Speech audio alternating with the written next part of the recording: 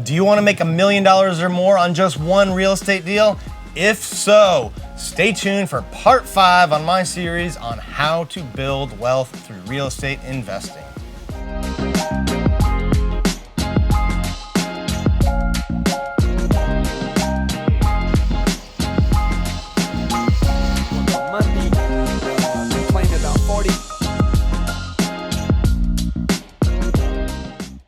All right, welcome to part 5 on how to build wealth through real estate investing. Today, I'm going to talk about how to do big deals. I'm talking ones that will net you 7 figures of profit or more. So what's the secret sauce? Well, it is increasing the density on a project. What do I mean by that? I mean taking a property where there was 1 home and then getting 2 homes, or 3, or 4, or more. Or taking a building that had a couple of units on it and getting 10 units, 20 units, or more.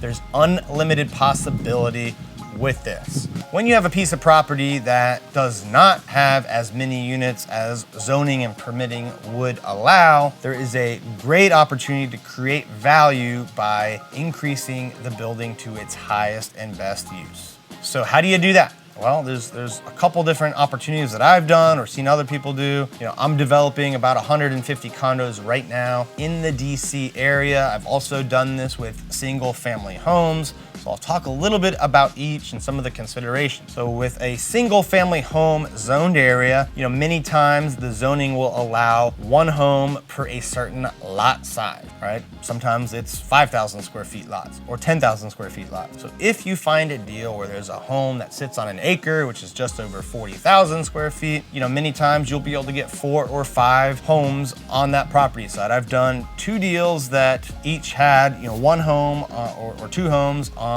an acre of land. And on each of those deals, we were able to get 4 homes on it. All right, this is gonna be a longer process than a simple rehab, even a longer process than a major rehab or adding square footage or even a new construction home for that matter. When you increase density, when you subdivide a single family home lot into multiple single family home lots, or take a condo building and go from 2 units to 5 units or 10 units or whatever the deal is, you've got a much longer planning and permitting process.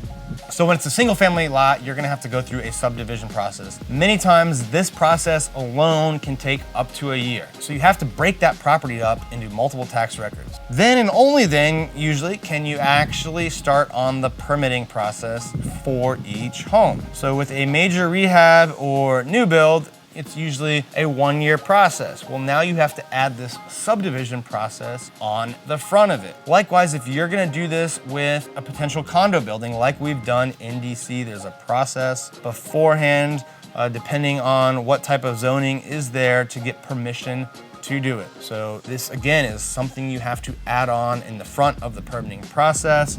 With condos, there's even more complexities along the way, getting condo docs drawn up and all of that. So that's a whole nother process you have to go through. So if you've never done this before, you're gonna wanna talk to people who've done it in your area. You may wanna even partner with them if you find a great deal. So how do you know it's a great deal? Well, like always, you're gonna have to find out what the comparable sales are for the final product being built. So if you're building single family homes, what have those types of single family homes sold for? If you're gonna be building condos or townhouses, what have those sold for? Then you can add up all the units and get like a final sales price for the project. That's a key number to know. Well, now you got to go back and estimate the cost. If you're at this point, you've done smaller deals before, likely you're good at estimating construction costs. Like always, talk to 2 or 3 contractors if you don't have the experience in this. Get a lot of opinions,